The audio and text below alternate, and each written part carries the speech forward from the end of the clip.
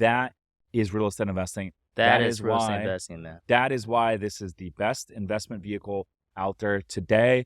Wall Street, 401ks, all this crap. No, get in the fucking real estate game. I'm telling you guys, even if you're working a full-time W-2 job and you're like, hey, I just want to do a little bit on the side, this is the best investment vehicle today. It is. All right, guys, welcome to another episode of The Report. Today, I got a special guest. I got someone who is connected really good with Thatch Ginn, who's recently on the podcast, good friend of mine, and someone who's investing in real estate here locally in the San Diego area. He's got a construction arm of his business, and he's doing all sorts of different projects, both on the investment side, but also on the contracting side. So excited to have him on the show. I got none other than my man, Kevin Shin. Kevin, welcome to the show, brother. Thank you, brother. Yeah, dude. Happy to be here, man. Yeah, man. Stoked to have you on. Thank you. And dude, you're in the 7-figure creator mastermind. And bro, you're connected with Thatch. Dude, how the heck did you meet Thatch? So I, reached out to Thatch on social media here and there. I follow his content for years. And, I think that, what gravitates me towards him a lot is how real he is, how raw he is. So raw. Yeah, bro. And he would tell you like it is. But one of the biggest things that, kept me from coming back to him is that he is one of the biggest influencer out there that actually would return comments, talk back to you, right? Yeah. Reply to your DM. Yes. Right. And, I reach out to many influencers. And he is the only one that have truly helped me before I was even part of Springboard, which is amazing, man. Really? Yeah, bro. That's pretty inspiring, right? That is, man. Yeah, it's interesting because the Thatch came down for the pod. I'm like, this guy's more authentic in real life than he is on social media, and he's pretty damn authentic on social media. Some of these cats are like, they're one way on social, and then in person they're not. And I think it's rare to find someone that is exactly who they say they are on social media in real life. The authenticity is key and what's big. And the biggest thing is that it actually carries into his community as well.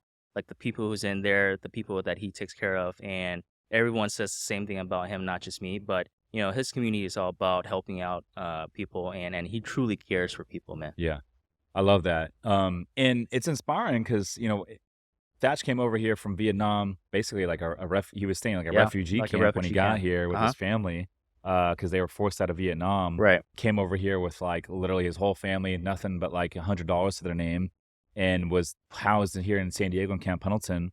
And, didn't speak much English, if any English, and, didn't use any of that stuff as an excuse. Right. Learned the real estate game, learned how to become an agent, went and door knocked like thousands of doors every single week, and became one of the top agents in Seattle, and then started investing in the real estate.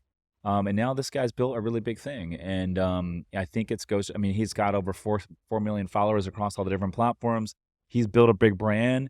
And, I think it goes to show, it's like, man, like if he can do it, anyone can do it, bro. And another thing is that, he has over 4 million followers over his social media platform. But as of right now, he has, I think, 4,000 or 5,000 students in his Springboard, and this thing has only been, I think he started like 3 years ago, 3 or 4 years ago, and it's been growing like very organically, and people are gravitating like heavily towards it. And I do his breakout rooms also on the Springboard to Wealth community, and I can tell you that every single week, like I see the number of people growing and growing, and everyone's out there looking for this kind of help. Yeah, they just want to have someone who's truly gonna be there to help them, bro. And that's the guy, dude. I love that, man. So give us a snapshot of what you're doing today. I know you got your construction arm. And you're doing some investing yourself. Give us a snapshot of like what you're doing today, what you own, and then a little snapshot about your business. For the real estate investing side, I do own about roughly 10 properties. And then, right now we are acquiring a few more. And right now in San Diego, the big play is the ADU play, the bonus program that you can put multiple units in the back, not just one or two, right? And like for other cities, you can only do one ADU in the back and then convert the garage into a JADU. But here in San Diego, because of the bonus program, you're able to do, 10, 12, 15, 20 units. Nowhere else in the U.S. can you do that, bro. So right now, what I'm doing is that I'm buying properties where I can value add 10, 12, 15 units. And I have about 3 projects coming up that we're going to be building that will be done in a year, and we'll be cash flowing from that, man. Yeah. I think it's one of the biggest plays today. And as we go into 2025, I believe it's one of the biggest plays from the real estate investing side because Think about it. Like we've been in a high interest rate environment for 30 months. And so, the days of buying a turnkey product, you can't really do in this market cycle, right? I think values have been softening for 30 months, not as much as a lot of people thought, but we are in a slowly softening market. And so for me, the last 30 months, I've been like, okay, for me to buy a deal, I need two things. I need one, to be able to add a lot of value. And two, I need to be able to buy at a discount. We can buy at a discount right now because there's not a lot of buyer competition relative to what it was 3 years ago. But one thing that, maybe worked back in 2017, 2019, is you could buy something that was turnkey. And because the natural appreciation of the market cycle would allow you to just kind of sit on the property and make money 2, 3, 4 years later, do a cash out refi, or even sell for a nice gain, you can't do that today.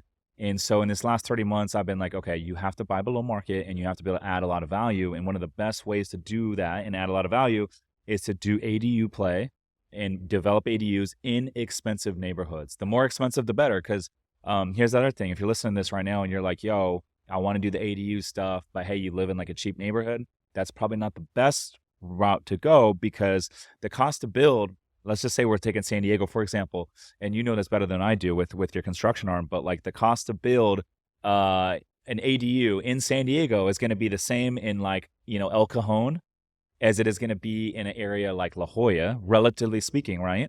And so I know I'm going to force a lot more appreciation and upside in an expensive neighborhood like La Jolla than I am out in El Cajon. And so if you're going to do it, I always say go to like a little bit more of an expensive neighborhood. I agree to that, but I think for a lot of real estate investors, they got to understand the ABCDs in location and their buy box criteria. Okay, elaborate on that. Yeah, I think that a lot of real estate investors, like for instance, like what you were approaching on is like if you buy in La Jolla and you build an ADU there, the value will appreciate much better versus somewhere in El Cajon because it's a lower class.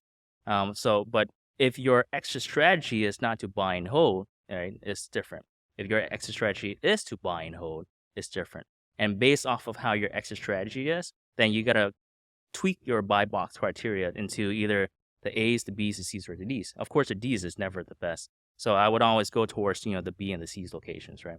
The A is, of course, going to give you the best appreciation value in terms of, value adding. But if you're going to, buy and hold long term, then I wouldn't go that route, bro. Yeah. Because those high-end clientele or tenant, man, those are the most like whining and crying and always complaining about stuff in their homes and stuff versus the B's and the C's tenants. Yeah. Yeah, I see what you're saying. They're paying top dollars for it, right? So they expect everything to be perfect. Yeah, no, absolutely. Absolutely. Now, with the ADU stuff though, I will say this. If you're doing ground up and you are looking in terms like there's a couple arms right here, which is why I like it. So these are wealth building arms. So one, you are forcing appreciation. Yeah. So if you can build for $300 a foot, or maybe in your case, because you have your own arm, you're building for a lot less. How much are you building for all in ballpark? I'll be honest with you, and this is something that I want to touch base on too in the future. But in 2025, I want to coach people into doing their owner build themselves to save money. And I can tell you a lot of contractors out there are charging 300-400 square feet. The average is around 2 to 250. Right. But for me, honestly, at cost, it can be about 170, 180. Even in today's market? Yeah, even in today's market. Wow. If you have the right guy set up correctly. Okay. Yeah. Now, what if you're doing a ADU build out and you want all the best finishes? You want all the best appliances, all the best quartz countertops. You want the best flooring, all that sort of stuff. You can do what that, are you bro. looking at? I mean, 225? You're looking at maybe closer to 300, Okay. like for top of the line stuff. Okay. But I mean, if you're looking at investment property, then I definitely would stay away from doing all the top of the line stuff and save Unless money. you're doing it in La Jolla. Unless you're doing it in La Jolla, bro.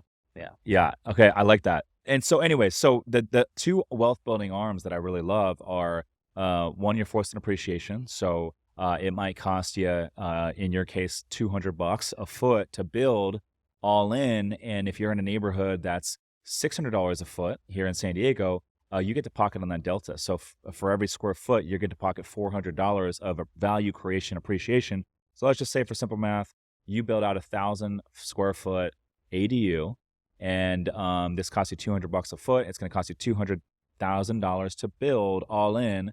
And now you're in a neighborhood that comps out about $600 a foot. You're creating $600,000 of value to the property, and that's a $400,000 delta. It is, bro. That's huge. That's huge, man. And so think about that. Yeah. So that's why I say in this climate where we're in a high interest rate environment, The market's slowly been softening. I think it's going to continue to soften a little bit before it heats up. But I think with the election and everything, I think that things, there's a lot of good energy in the air. I think things are on the up and up. So anyways, that said, I believe that this is one of the best ways to create wealth. And then the second arm is now we can rent this out and collect cash flow. That's right, man.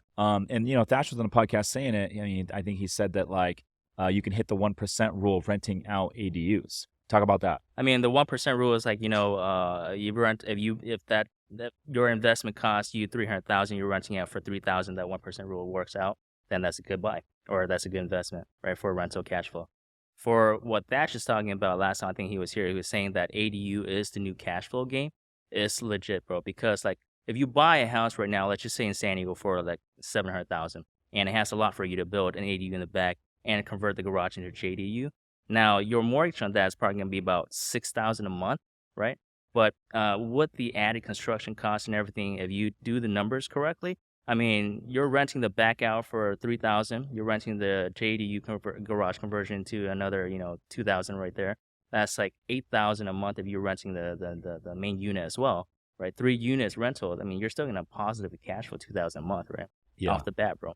Yeah, that's You don't nice. have to go to buy like a property in Ohio or somewhere and then cash flow a couple $100 here and there. Yeah, absolutely. And I think to take it a step further, the good play about these ADUs is you can buy these single family properties, on a single, on a primary residence mortgage. Yeah, bro. So 3.5% down FHA. I bought a couple properties I still own today. They're Airbnbs now here in San Diego, but I bought them on primary residence Navy Federal Credit Union loans. They'll go up to $1,000 loan balance, 0 money down. And I'm not a vet. And as long as you have a family member or anyone that you know that is a vet, that is a member, exactly, you bro. can essentially get in as a member. You can get into a property, and that's the thing. No it's like, money down. No money down. And a lot of real estate investors out there, they like who are new, they think that, oh man, I got to save up 50, 100,000, whatever it is that to get into a property. You don't need that much, bro. If you know if you have the right tools, the right resources, and you know the right people, you can get into these deals with very little money down. Yeah. And so, and let me talk about one of those deals that I just bought. And I didn't buy it but I bought this one in 2020. And this particular one is in Linda Vista, 3-bed, 2-bath, main house. And then in the back, it has a studio ADU on top of the garage. And early 2020, right when COVID just dropped, it was Mother's Day. It was, I remember this. I went over there on Sunday. The listing had just hit. Hit up the listing agent. I said, hey, I'd love to come tour. I set up the tour. I was over there and I was like, oh my gosh, this is like, they had built this ADU on top of the garage and they had furnished it and they were going to operate as an Airbnb. They already had like the Airbnb listing up and they already had reservations on the calendar. Wow, okay. COVID hit, they got scared and they're like, hey, we're going to sell. And so I was like, oh my gosh, I can potentially get this for no money down through my credit union. I'll live on the property for a little bit and set everything up and then I'm going to turn it into an Airbnb. It's already furnished. I'm like, oh my gosh, I don't need to pay for furniture. And then in addition to that, I had the seller issue a seller credit for the closing costs. And then I did, during the inspection, I found the sewer line was bad. So they gave me a repair credit for a brand new sewer line. The electrical panel needed to be replaced. They gave me a credit to replace that. And so literally at closing, I got a check to replace all this sort of stuff. Brand new sewer line, brand new electrical. I didn't have to do a thing of furnishing. It was probably one of the best investments I've ever made. I still own it today. This thing has printed consistently $20,000 a month in gross income. And then this is the catch. It had a 2-car garage below the ADU. Mm-hmm. You're going to convert that into a JDU. About 450 square feet. Yeah. The slab was already leveled and electrical, everything. It was already everything. It had everything that you needed almost. And so I got the permitting from the city. And so I have the permits. I think they're good for like 12 months. I have those, and I can basically convert this into a 1-bedroom, 1-bath ADU or JADU, whatever you want to call it. It's going to have its separate address. And I'm like, dude, think about that. It's probably going to cost me 450 square feet. How much do you think that would run ballpark to build out the 1-bedroom, 1-bath? $100,000? Yeah, $100,000. And probably going to add like $250,000 of value to the property. And then I can have a 3rd unit down there, 3rd stream of income. I could put a long-term tenant in there and whatever I want to do. So there's definitely a lot of options. There's a lot of options. Like one of my deals that I'm working on right now to add the 4 unit. I mean, we bought it for $845. We put in about $200,000 to buy the property, but we're only going to put in about 500,000 to build the 4 unit in the back. And, upon exiting out, we're thinking that this is going to be about a $3 million play.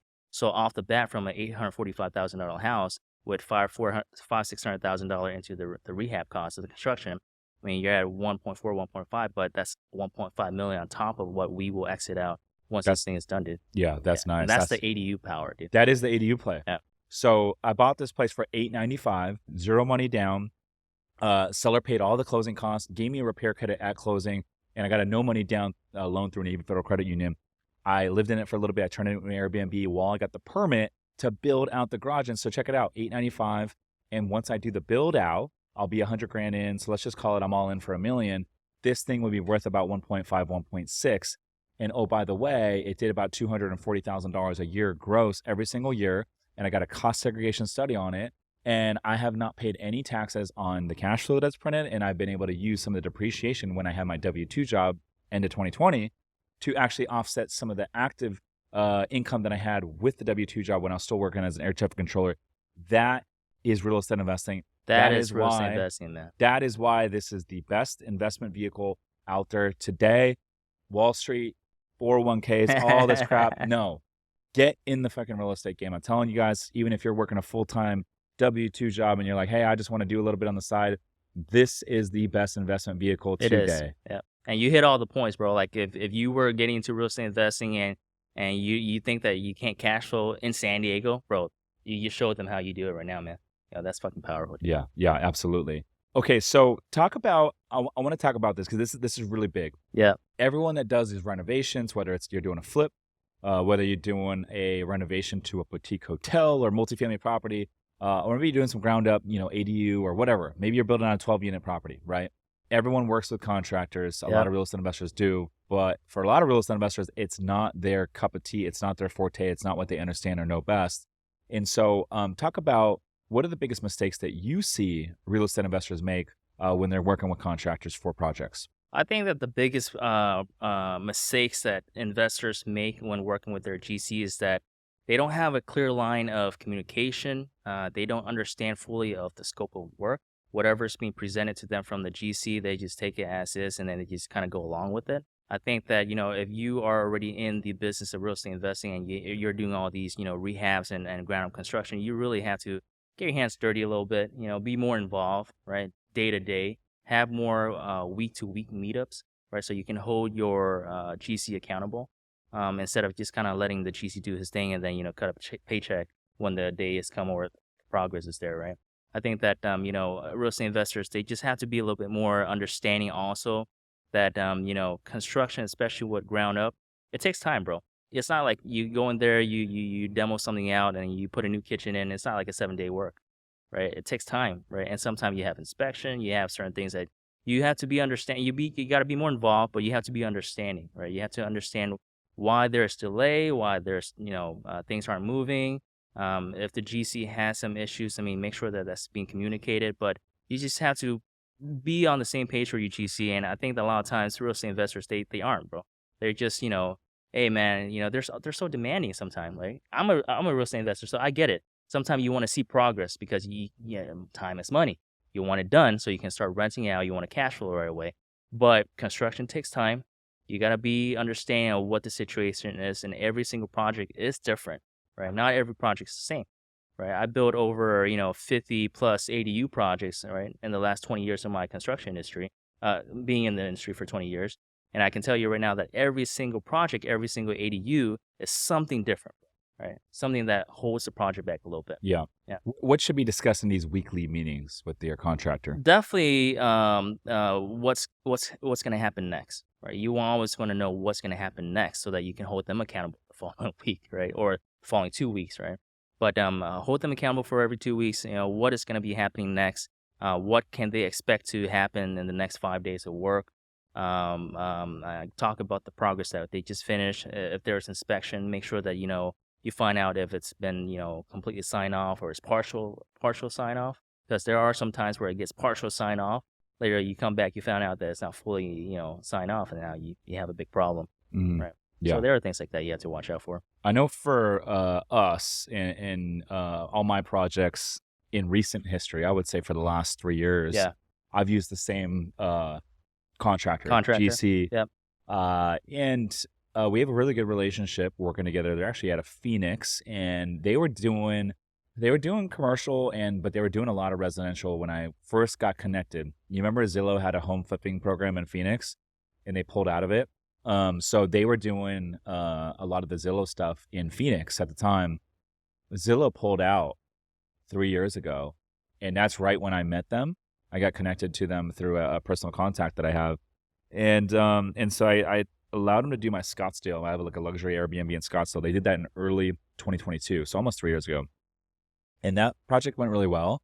And then they were like, "Hey, wherever you have because things were slowing down with the rate environment at that time." And they were like, "Hey, we like working with you. We like working with your team. If you guys have any projects anywhere else, we'll fly out. It doesn't need to be in Scottsdale." And so I said, "Okay." Well, I had just bought my first 10 room boutique hotel in summer of 2022, right after the Scottsdale Airbnb got done. And so they're like, "Hey, we'll fly our whole crew out there. We'll live on the property. We'll knock out the entire renovation in like 2 months." And they did. They knocked it out in 8 weeks because these guys are away from home. They want to go back home. And so these guys are like working 7 days a week. So I was like, damn, I saw how quickly they did it. And that's rare, bro, because, not every single team is like that. Mm-hmm. And so, and another thing I want to touch base on is that you mentioned fix and flip. So if you have a GC that handles your fix and flip, don't use him for ground up construction. It's two different things, bro. They won't know how to manage the timeline, the scheduling, the work, the scope of work the same way, right? Rehab is one thing, ground up construction is one thing. Make sure that they only focus on that and you only use them for that. That's good. That's really good information right there.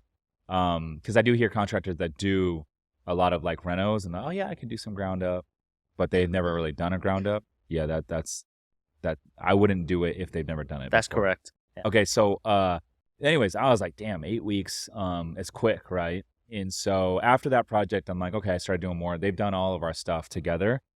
Big trust factor there. We have a good working relationship together. Our bridge lender funds a lot of our deals. Mm-hmm. And so we have a good dynamic. And actually, fun fact, when I bought the last hotel, which was, we bought it in April of this year, 44 rooms, Bodega Bay, Sonoma Coast, wine country, and the same lender that like sold us a deal back in December, they fund all of our stuff.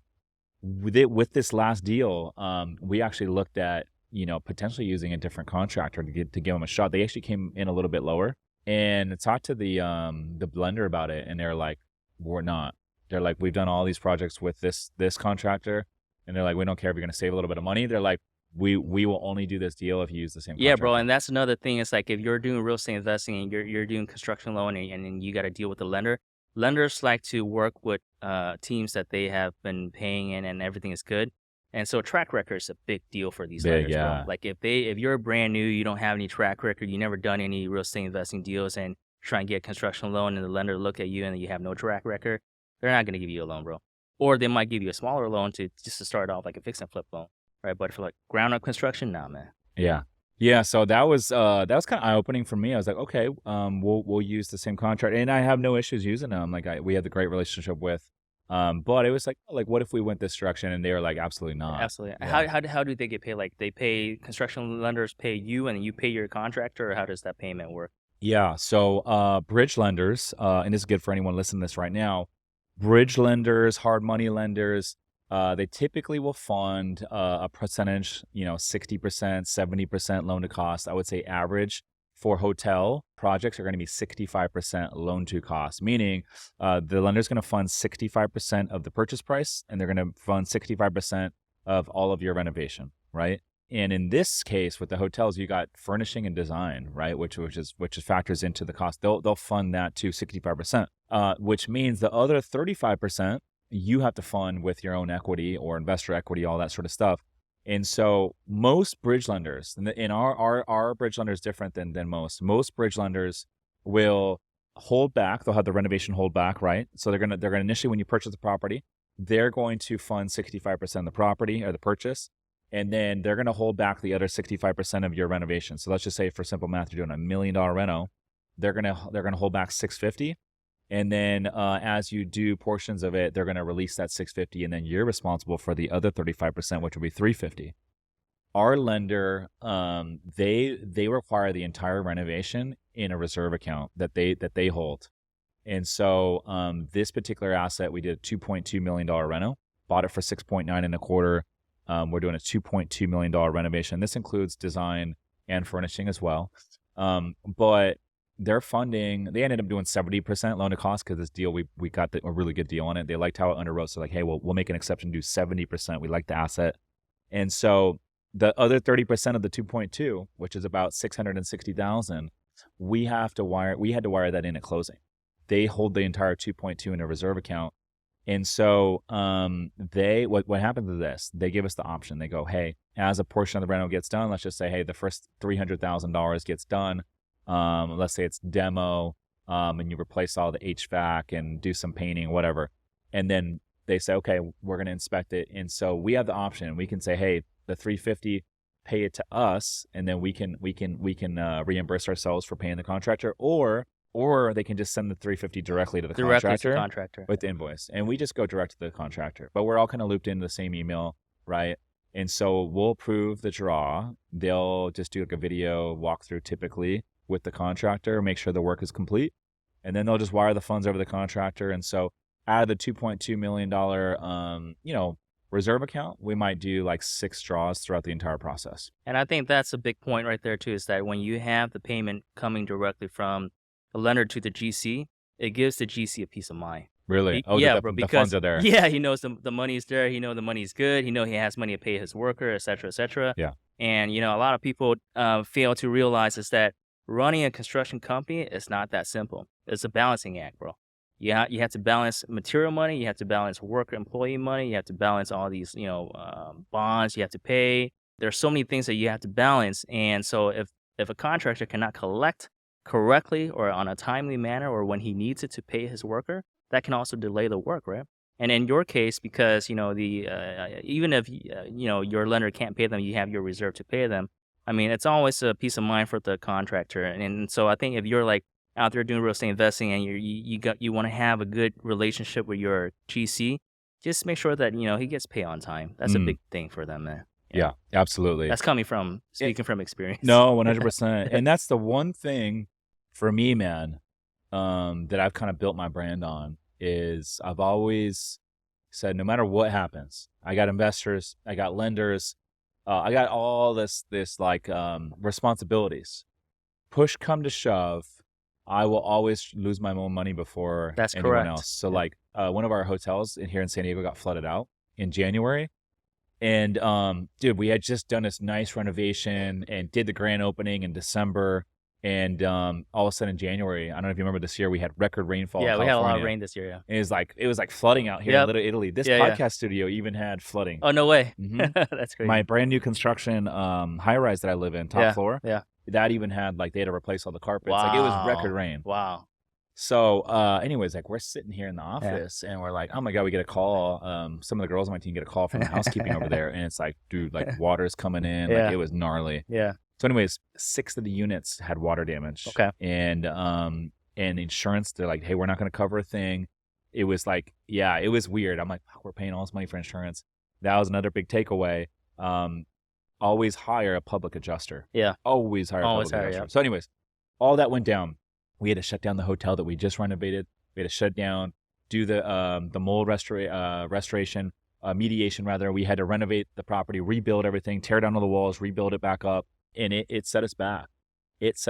But dude, and insurance still has not paid us a dime. But guess what? The investors still got paid. I reported, I was very transparent with the investors, with the lenders, exactly what happened. I'm like, hey, this is what went down. This is what we're doing to get everything back in order. And we hustled, we grinded, and I used streams of income from other stuff that I have to make sure the lenders still got paid, make sure that the investors still got paid.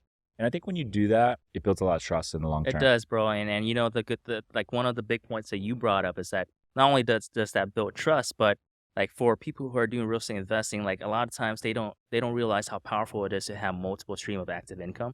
Because if something happens, like in your case, the flooding, and now you have to use your own money to kind of supplement in to pay for things, where's that money gonna come from, bro? So you can't go and, ask your investors to come in and dump some more money in for you to fix it. You had to figure it out, right? So having multiple active income, bro, is big, man. Dude, that's something. I'm glad that you brought that up because that's something that a lot of people don't talk about. I know a lot of operators that got into a lot of trouble over the last 30 months with the rate environment. They run out of funds and they're not paying investors. They stop paying their debt service payments. A lot of these deals, some of these deals, get into some trouble. And some of these deals go back to the bank. I mean, I went out to Houston October last year. Robert Martinez, the apartment rock star. There's a big article in the deal, the real deal, the deal. They did a whole article on this. They foreclosed. Freddie Mac foreclosed on a $52 million multifamily loan, Class A building, $17 million investor capital gone, all this stuff. People don't talk about this enough. People, operators, you invest with operators that have other streams of income. People like Grant Cardone has a lot of streams of income. They can float some of the stuff when you go through some hurdles, and the hurdles do come up. They can still float this with their other streams of income. Whereas other operators that don't have the other streams of income, like they're in a tough position, right? And so for me, I'm always like, hey, I'm gonna play the long game. So I will always lose my own money before I, don't pay investors or don't pay the lenders, because I know for me, reputation's everything, and I want to play this for a very long time. Yeah, and that's not just on the operating and real estate investing side. That's also if you just have a business, right? Like, for example, like my construction business. Like, I went through some shit like a year or two ago where we had some issues where I had employees being poached. I had to let go of a few employees who fell behind on some contracts, and that had a trickle effect into certain things. And then now, we were losing money every month because we weren't being paid on time because we were so behind. And that one thing led to another, and then next thing you know, there's a lot of words and names going around about me in San Diego, but it's already in the past because the last 2 years or so, I've been working my ass off to make sure that I recover from that, make sure that I learn from that mistakes. But because I had multiple stream of income, right, I'm able to get over that hump, right? Because it's a big hump, bro. Because you're going from $400,000-500,000 a month in revenue into zero. Where's that money gonna come in now to supplement all that business you had, right? And even though we had to deal with some lawsuit issue and all this other stuff that came up, but we handle it, and that's because I had other stream of revenue coming through. Yeah. What was your biggest learning lesson in that experience? I think for me, the biggest learning lesson going through that hardship is that I think you have to always be ready to get hit. Yes. I think that for people who are entrepreneurs, real estate investors, you have to understand that, man, just like a boxer, bro. Every day you train, you do your stuff, but when you get in the ring, you gotta get ready to get hit. And I didn't think I was gonna get hit, but you get hit, you get knocked down, you get back up. I get smacked at every single level. So like at every level of this game, Yeah. I will get smacked. I will get back up. I will learn my lesson, and I'll grind. I'll hustle. Life gets overwhelming before the level up. It will get overwhelming, and then I'll break through the other side, and all of a sudden I'll reach a new level. I'll be like, oh my God, a new door gets unlocked. I'm like, oh my gosh, this is the new baseline. These are the new opportunities. I'm like, hell yeah. And then I get comfortable, I get complacent, and I get smacked again. And then I have to get back up. I have to grind, hustle, figure it out, push through, and persevere. And then I level up again. I'm like, oh my gosh, here's the new level. Here's the new baseline. Let's go. That's what makes champions, bro. Yeah. And that's where you are where you are today, right? You're a champion, Yes. right? In your field. But here's the thing. Now I expect to get smacked at That's every correct. single level. And so that's the biggest difference is now when I reach a new level, I'm like, all right, what do I need to keep my eye out for? I'm always thinking about, okay, like how can I stay 2 steps ahead? I'm ready for it. I expect it. It's going to happen. You can't plan for everything in this game. You can't. Yeah. You just got to expect that you're going to get hit, and you got to face it, deal with it, man up a little bit, and deal with it and get over the hump. And I think for me, that also, like you mentioned, it opened doors. So for me, that really pushed me to my next journey. And what I'm doing right now is trying to contribute back to people, right? What I know, what I've been through, going through the last 20 years of construction, the last 8 years of real estate investing, I'm trying to pour that knowledge back into people and contribute. And one of the platform I'm doing that on is Springboard to Wealth with Thatch. Right? So it's powerful, bro. I like that, Yeah. dude. I love that you're doing that. If you love real estate investing, passive income, and tax benefits, but don't have the time, my company, Summers Capital, is buying boutique hotels right now. We source the deals, we renovate the properties, and we even handle all the day-to-day management, making it truly hands-off for our investors. If you want to learn more to see if we can help you, visit summerscapital.com/invest to book a call with our team. Again, that's summerscapital.com/invest. Now back to the show. Tell me real quick, Springboard to Wealth, what is like, what do you guys, is it mostly ADU investing? I don't know a whole lot about No, it. bro. Springboard to Wealth is a whole community of real estate, and it's funny that we say real estate because it's so much more than that, man. And the people who are part of it right now can tell you that it's like a big family, bro. Because we teach you, wholesale, fix and flip, BRRRR, ADU, financing the deal, and Thatch is always doing deal or no deal for his members and his students. Oh, I like that. Deal Yeah, or bro. no deal. Deal or no deal, dude. That's like on the live calls? On the live calls every week. And so if students have questions on if it's going to be a deal or no deal, he breaks it down for them, every single one of them, bro, every week, man. And it's powerful because, the community is just, it's real. It's raw, right? We're all here for each other, help them. Yeah, I like that. That's good, dude. And I like that it's more than just real estate investing. It's more than right? real estate investing. Mindset, The forward mindset. thinking. Yeah. And that's really the power of getting into these groups. I mean, I'm in a lot of groups. I'm in a handful. Yeah, bro, I'm as in a your group, right? Yeah, seven-figure creator. Yeah. But like, I'm in a handful as a member of others groups, and like I have a business coach. I'm like, dude, I'm a big believer in getting in rooms. I am. Of people that are forward thinking, people that are moving the needle, people that are at places that you want to be. And I think that's the quickest way to improve your life. It is, man. It will help you compress your time frame so that you don't have to waste so many years on trying to do it yourself. Like you mentioned, I'm part of the boardroom mastermind with Ken Clothier, right? And that's a whole different type of coaching and mindset. Yeah. Coaches. What do you guys talk about in Kent's group? I think that group over there, it's a little bit more advanced as far as real estate investing. The people he has in that group are multimillionaire, billionaires that he coaches. And so they're a little bit more advanced in real estate investing. So he talked a little bit more about, protecting your business, understanding KPIs and more running the business on that standpoint. But he also dive into real estate investing when people ask him about that stuff. But I think his main thing is just making sure that you, as a CEO, as someone who's operating your company, you know how to protect your business, you know how to grow it correctly, you know how to scale it, you know how to protect your asset, you need to create trust. I mean, there's a bunch of stuff that he teaches in there that's a little bit different than Springboard to Wealth, bro. Yeah, it's funny, dude. So Kent's been on the podcast, and that reminds me, it's been a while. I would love to have him back on. Yeah, I just did a repair for one of his friend's house because someone ran into a garage. Wait, what? Yeah, someone ran into a garage, and he had me come out and help him repair it. It's like we did it like 3-4 days, and we got it Really? done for him. Damn. Yeah. So I'm out in Kauai with my girlfriend. This is like maybe a month ago, and we're staying at the one hotel on the north side of Kauai. And by the way, if you're listening to this, you've never been to Kauai, you got to go check it out. It is the best island in all of Hawaii. Okay. It is gorgeous. You got the Nepali coast, which is probably the most gorgeous coastline in the entire world. Lush greenery, waterfalls. I think the island's got over 200 waterfalls that are active waterfalls. And so you can literally take a helicopter tour and like go fly over all these these waterfalls. The Jurassic Park movie was shot in Kauai. That big waterfall scene where they like drop down in the helicopter in the very beginning of the movie. That waterfall is like the iconic Kauai, right in the middle of Kauai. And so when you do the helicopter tour, that take you right down into that waterfall, dude. It's freaking absolutely gorgeous. The water is blue, the coastline. And it's just like the entire island. You can rent a car, rent like a Jeep, and you can just drive the entire island. There's great hiking trails all over the place. And then the food is freaking amazing, dude. Food is second to none. I love good Hawaiian food. So you saw Kent there, huh? Yeah. Oh my gosh. So we're at the one hotel. By the way, the one hotel is really nice. It's on the north side of the island. What's the name of the north side? I'm trying to think here. North side of the island in Kauai. Yeah, I know I he gotta had get the name, that man. billionaire group out there, and so it was like an exclusive group out there. So we stayed in the north side, Princeville. The south side is like where all the big resorts are and where like more of the tourists kind of stay. But Kauai is like cool because it's like a little bit less touristy, which I kind of like. It's a little more quiet, a little bit more off the beaten path.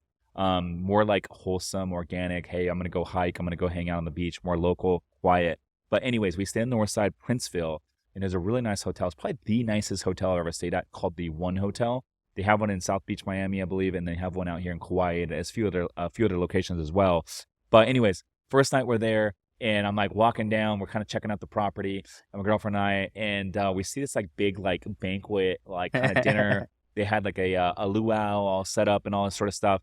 We're walking by, no big deal, don't think anything of it. And then I hear someone's like, "Yo, Rich Summers, what's up, man?" And it's Kent. It's Kent. It's Yeah. Kent. And he's like, "Dude, I'm doing my freaking retreat down here for the mastermind." So we caught up a little bit.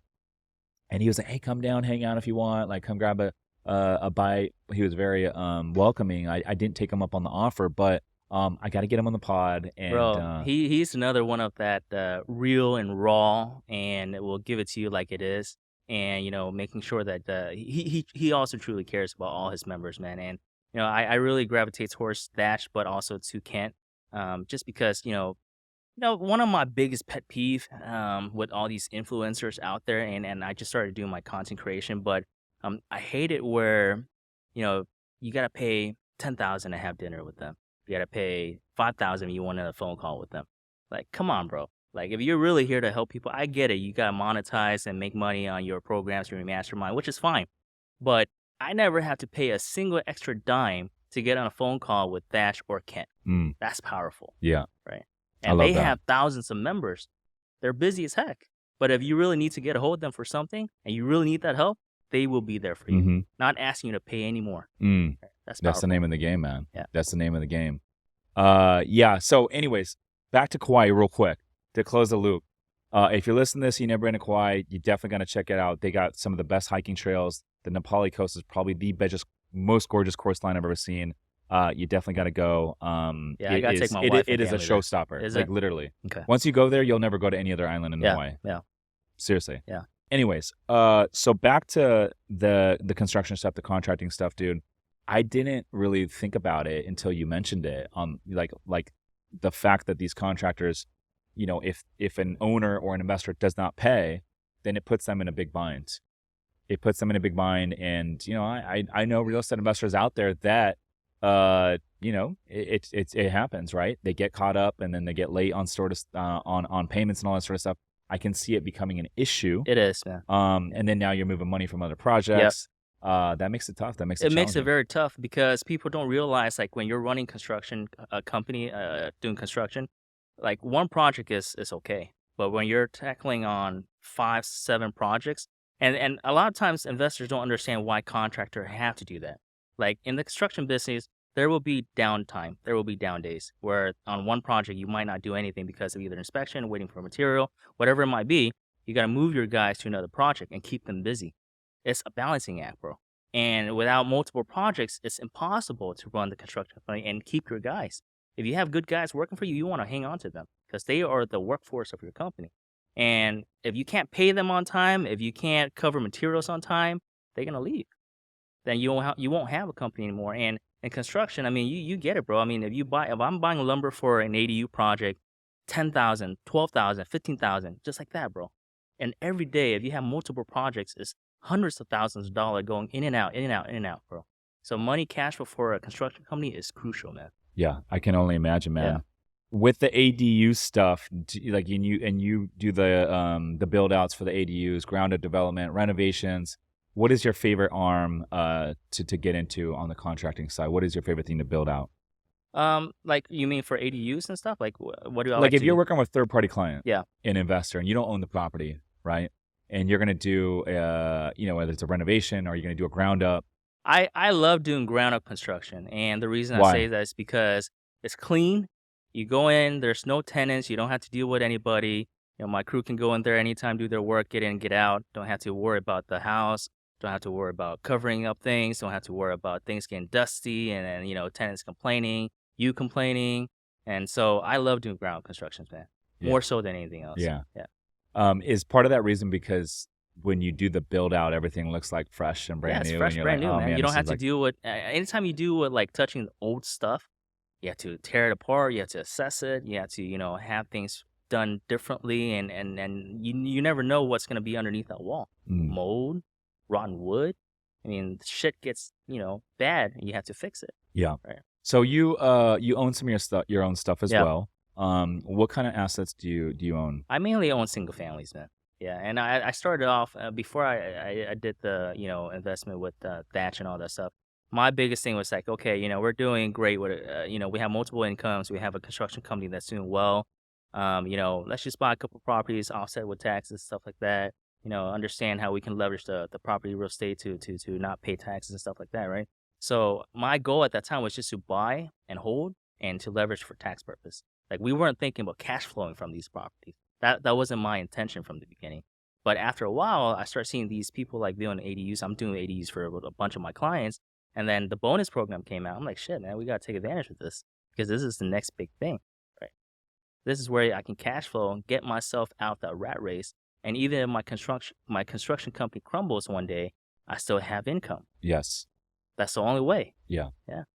And so with the ADU, the bonus density program, what do you think is the best play here in 2025 as you look out, and maybe someone's listening to this podcast and like, yo, I want to do my first ADU play or bonus density play. What is the best? What makes a good deal in that space in your estimation? Well, for once, I mean, if you're looking to do an ADU play for your next deal in 2025, I mean, definitely that's the right mindset to have because if you were gonna go into so I have another member part of Springboard and he's a little bit confused between doing ADU or building townhouse, and I know Thatch touched base on this a little bit, but I want to remind everyone again is that if you were to go out and build a townhouse property, like let's say you build 4 townhouse on a property, right? I mean, that's gonna cost you, $700,000 to $1 million. Whereas if you build 4 units ADU, it's only gonna cost you $600,000. But the rental on the ADU, dude, it's much more than if you were gonna rent out a townhouse, right? Per square Really? feet. Yeah. Okay, per square foot. Yeah, per square foot. Got it. And it's a fraction of the cost to build. It's a fraction of cost to build. So why would you want to go build a townhouse? So I think that for real estate investors like out there who are looking to get into ADU, I mean, understand that if it's your first one, do 1 ADU. Don't do 4 or 5 or 10. Understand the build process. Understand what it takes to complete an ADU build first. Then the second deal, hop onto a deal where you can build at least 4 units in the back. Yeah. That's pretty good. Yeah. What are your thoughts on, because Andrew Greer's been on the podcast and he does a lot of ground up development. By the way, Andrew's also in 7-figure. Is he? Yeah. Okay, cool. But he talks about doing some prefab ADUs, and he says that he will literally stucco the exterior of these prefabs, and they look just like Stick built. Yes. Yeah. And he says that when he goes to refinance these things, like the appraiser still gives him normal value, but he's getting in for a fraction of the cost. What are your thoughts on that play? I mean, my thoughts on that is that if you look from that perspective of his, he's not wrong. I mean, that perspective is like dead on, right? But for me, I look on the perspective of maximizing the build out. Like I think of my tenant because I'm buying whole and long term. I'm not exiting out to sell these properties.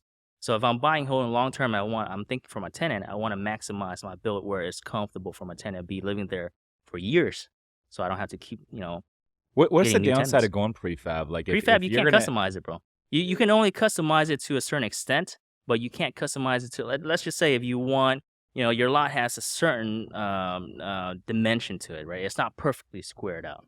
That means you have to build the ADU in a certain way where you can maximize the square footage to build, maximize the floor plans, right, and make sure that your tenant is comfortable with that floor plan. Sometimes with a prefab ADU, you're kind of limited a little bit on that customization. And with that being said, I mean, if you're limited on the customization side of things, then the floor plan, the layout might not be something that's best for your tenant living there long term. I always think of the tenant, man. What about the quality of the build, though? Is that something that's jeopardized if you go prefab? I don't think so. I think that prefab nowadays, they are upping their game a lot, bro. Really? Like, so the structure is going to be the structure is going to be same sound. quality? Yeah. You still have to do foundation. You still have to do the Yes. underground work and all that shit to lay the. But the framing and the quality of the structure long term, 10, 15, 20 years down the road, it's not going to be jeopardized? Nah. Okay. Like the way they're constructing these right now are pretty good, and the materials they use are pretty solid. Yeah. There's no structural property that I think that have any long term effect where it's gonna make the unit weaker or less. Yeah. That's interesting. That might be like because I like to do some personal investing on the Yeah, side. yeah. So that might be something that I'll look into in the future if I can, maybe do some EDU stuff here in San Diego. The one I'm doing a garage conversion. This other one, actually, this is something that maybe I'll look into. I have a property over here in Union Street, Little Italy, and it's in a historic zoning. So it's going to take a little bit longer to get the permits to get the ADU, but maybe I look at prefab for that one, and then just stucco. I don't know. It's an You idea. can. I mean, just you have to follow their strict guidelines on the historic shit, man. Yeah, it's hard to get by on that thing, dude. It is. But I was like, dude, 3-bedroom, single family in Lit Italy with a backyard to build an ADU. You can't find that in Lit You Italy. can't Everything's find that, high bro. rise here, Yep, right? yep. And everyone's got 1-bedrooms and studios, and so I'm like, okay, we can potentially have 3-bedroom single family and another 3-bedroom ADU, 6-bedroom on a lot where we don't have an HOA. I'm like, dude, that's going to be gold Like in 10 or 15 my years. play in Little Italy in North Park is like if I can get property over there, I'll probably do like a micro density build, like to go 4-story up, do 20 units or something like that. In Lit Yeah, Italy. in Little Italy, yeah. So this has got mixed use zoning.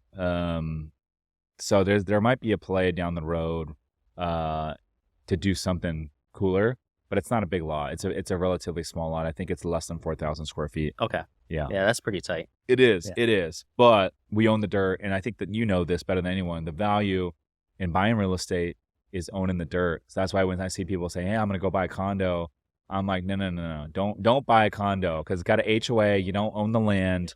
And as HOAs go up, less and less people are willing to buy that property. And so the same pace a single family in your neighborhood goes up by 100%, your condo might only go up 30%. And so I think the condo is one of the best. I'm sorry, the condo is one of the worst investments that you can get into if you're looking for long-term appreciation.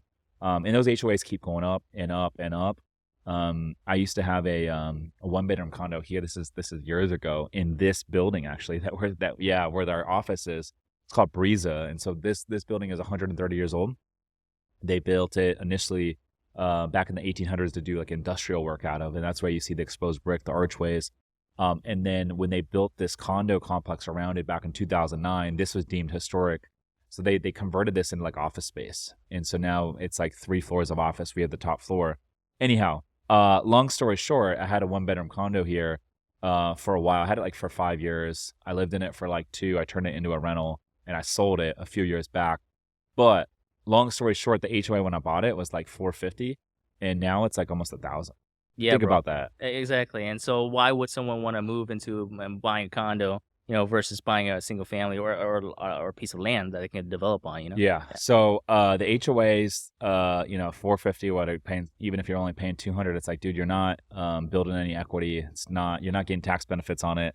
It's just a waste of money. And the HOAs are ran by people that don't understand business. They don't understand real estate investing. And so they're spending a lot of money. And so the reason the HOAs go up so much is because they don't know how to manage the money. Right. No, that's the point, man. They don't know how to manage their money, and then honestly, dude, I really hate HOA, man. I mean, one of my properties have HOA on it, and it's small. We only pay like $200-300 a month, but I don't see them doing anything, bro. Like nothing, and we're still paying $300 a month to it, And so I see some guys who come by a week doing some landscaping and doing some street sweeping and blowing the that I can live with. Yeah. Because I think like it keeps up the integrity of the neighborhood. Yeah. And I think like because you have a single family like community, so family and so it's a small HOA, and they include the lawn, the landscape. They do, but it's very minimal, bro. Yeah, but still it's keeping the community nice. I can live with that. I get that, but the condo stuff, you start talking $700,000, $800,000, $900,000. I mean, you're talking Pacific Gate down here in downtown San. I think it's like $2,400 a month HOA. That's crazy. That is, man. That's like someone's mortgage on a small house. So what is with the ADU stuff? What's like the number one mistake that you see a lot of investors make? Either going with the cookie cutter plans, the ones that's like pre-approved plans. I never like those. Pre-approved plans is a big no for me. Investors looking for a deal where they're trying to squeeze ADU into their lot, not understanding the property, and they don't do the the correct site surveying, understanding the feasibility of the ADU, right? You got to do feasibility on ADU placement. If you don't know how to do it yourself, you got to get someone to come out and do it, bro. So feasibility, don't use cookie cutter plans. The whole prefab thing that's another discussion, but I would recommend to stay away from that if you were planning to buy and hold long term and maximize on rent. And then another thing is just understanding the process of ADU, man, because a lot of people don't understand the process. They think that they hear everyone's like getting it done for 4 months, 3 months, 6 months, and they think it's so quick. But every project's different, man. Just understand that your project might be the one that's different. Might take some time to get done. Yeah, no, absolutely. That's good stuff. The feasibility on the front end, I always say, man, like have someone good before you get too deep in the escrow process. Definitely before you close, figure out the highest and best use of the property, what you can and cannot do, because that's going to impact your ability to get lending, whether you use a bridge loan, hard money loan. With this particular property I'm talking about, the historic one here in Little Italy, I knew that we could renovate. Right? This cosmetic update. We're not moving walls around. We're not moving plumbing. So we can renovate that and we can operate as an Airbnb. And then it's going to take longer to get the permits for the ADU because it's in a historic area. So it could take 18 months. And so I knew the plan was, hey, we're going to renovate and then we're going to operate as Airbnb. That might take 4 months to get furnished and get running.